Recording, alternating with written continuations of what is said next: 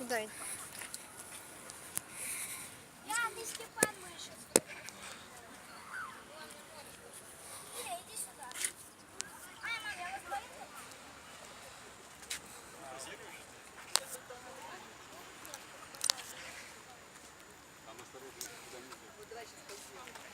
Вы ее поднимите и можете спать.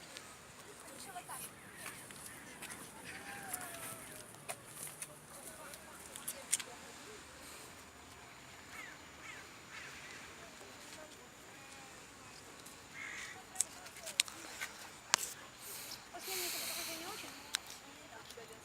Надо, чтобы вот это было.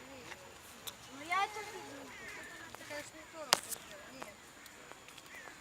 Здорово.